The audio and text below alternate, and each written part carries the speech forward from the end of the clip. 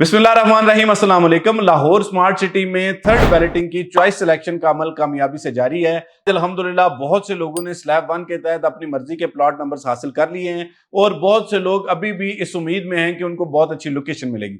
लेकिन इसके साथ साथ बहुत से लोग गिला शिकवा करते हुए नजर आते हैं और तनकीद करते हैं लाहौर स्मार्ट सिटी पे। देखिए, तनकीद और हौसला अफजाई दोनों जो है वो ऐसा खूबसूरत इम्तजाज है कि जो कि किसी भी प्रोजेक्ट की कामयाबी के लिए जरूरी होता है कि जहां पर आपको कोई चीज बुरी लगे तो आप अपना फीडबैक दें, ओपिनियन दें कि जी ये चीज ऐसे नहीं, ऐसे होनी चाहिए थी, ताकि प्रोजेक्ट कामयाब हो सके। और इसकी कामयाबी जो है वो हम सब की एक मिली जुली काविश है। आप लोगों का बहुत शुक्रिया जो लोग मुझे अप्रिशिएट करते हैं, आप फीडबैक देते हैं कि जी आपकी दी हुई मालूमात के मुताबिक हमने इस तरह किया तो हमें उसमें फायदा हुआ। हमारा आपका ये जो हौसला अफजाई है ये हमारे हौसले को बढ़ाती है और हम इसी तरह इंशाल्लाह आप तक ये मालूमात पहुंचाते रहेंगे। अच्छा, इस सारे मामले में मैंने एक चीज देखी है कि बहुत से लोग क्रिटिसिज्म करते हैं, तनकीद करते हैं। वो कहते हैं कि जी हमारे साथ कमिटमेंट जो है वो ओवरसीज सेंट्रल की गई थी लेकिन हमें ओवरसीज ईस्ट में फेंक दिया गया और इसी तरह लाहौर स्मार्ट सिटी को बुरा भला कहते हैं। देखिए, मैं आपको एक बात बताता हूं कि तनकीद करना जो है वो आसान होता है, लेकिन जो फैक्ट्स हैं उसको आगे लेके चलना, सच को आगे लेके चलना थोड़ा मुश्किल होता है। मैं मानता हूं कि लाहौर स्मार्ट सिटी के हवाले से बहुत से लोगों के जज्बात ये थे कि उनको फेज 1 में अकोमोडेट किया जाएगा लेकिन वो फेज 2 में चले गए। अब अगर मैं भी इस हवाले से लाहौर स्मार्ट सिटी के खिलाफ नेगेटिव कैंपेन शुरू कर दूंगा तो आप मुझे ये बताएं कि आपका प्लॉट प्रॉफिट में कौन खरीदेगा?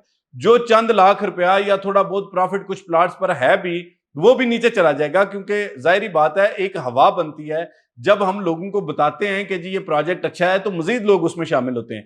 अगर इसी पे ही हम तनकीद करना शुरू कर देंगे तो आपके प्लॉट बिकेंगे भी नहीं, और अगर बिकेंगे तो वो इतने कम प्रॉफिट में बिकेंगे कि आप सर पकड़ के बैठ जाएंगे। तो हमारा मकसद ये होता है कि जो पॉजिटिव है क्रिटिसिज्म उसको किया जाए और इसके अलावा वो मालूमात आपको दी जाए जिससे आपको फायदा हो।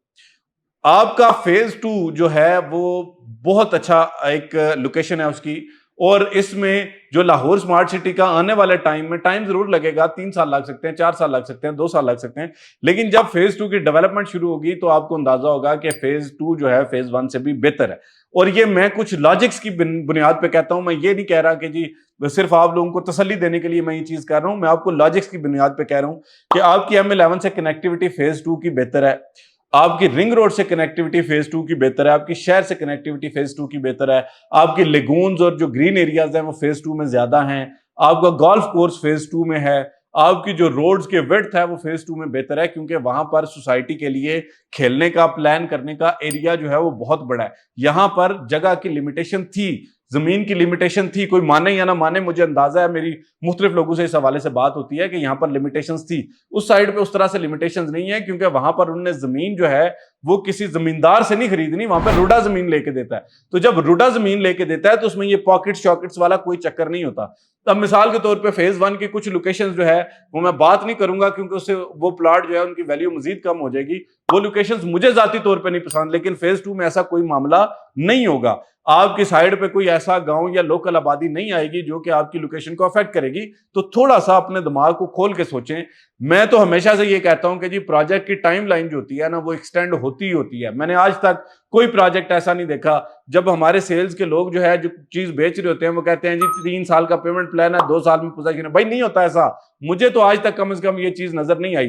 कोई एक आधा ब्लॉक इस तरह से हो सकता है, लेकिन पूरा प्रोजेक्ट कभी भी एक साथ जो है वो सारा डेवलप नहीं हो जाता, उसमें टाइम लगता है। तो बहरहाल अगर आप कहते हैं जी फेज 2 वाला जो ओवरसीज ईस्ट है उसमें टाइम लग रहा है, तो आप फेज 1 में जो ओवरसीज सेंट्रल है वो मुझे दिखा दें कि उसमें कितनी डेवलपमेंट हुई है। आप मुझे उसका एग्जेक्टिव 2 यानी जो एग्जेक्टिव सेंट्रल है वो दिखा दें कि उसकी डेवलपमेंट कितनी हुई है। तो खुदारा लोगों की बातों में आके ये जो है ना कि मतलब किसी की भी ओपिनियन जो है वो आपने उठाई और आपने कह दिया कि जी नहीं ये तो ऐसा नहीं है, ठीक नहीं है, मैंने उसकी बात सुनी थी, उसकी बात सुनी। थोड़ा लॉजिक्स देखें, थोड़ा आप अपने दिमाग को खुद खोल के चीजों को ऑब्जर्व करें तो you will come to know कि जी ये चीजें किस तरह से अनफोल्ड होती हैं। तो बहरहाल मैं किसी भी तरह की मैनिपुलेशन नहीं करना चाहता, मैं आपको वो चीजें बताना चाहता हूँ जो फैक्ट्स हैं, और फैक्ट्स ये हैं कि टाइम जरूर लग सकता है लेकिन चीजें बहुत बेहतर हैं। बहरहाल ओवरसीज ईस्ट में जिन लोगों की अच्छी लोकेशन लगी है उनको मेरी तरफ से मुबारकबाद। आपको इस हवाले से कोई भी इशू आ रहा है, कहीं पे भी मसला आ रहा है, तो आप फौरी तौर पर हमें बता सकते हैं। इंशाल्लाह मैं और मेरी पूरी टीम आपकी रहनुमाई के लिए और आपकी खिदमत के लिए हम वक्त हाजिर हैं। आज तक वीडियो के लिए इतना ही। लाहौर स्मार्ट सिटी में किसी भी किस्म की मालूमात के लिए, सेल परचेज के लिए आप हमसे रब्ता कर सकते हैं।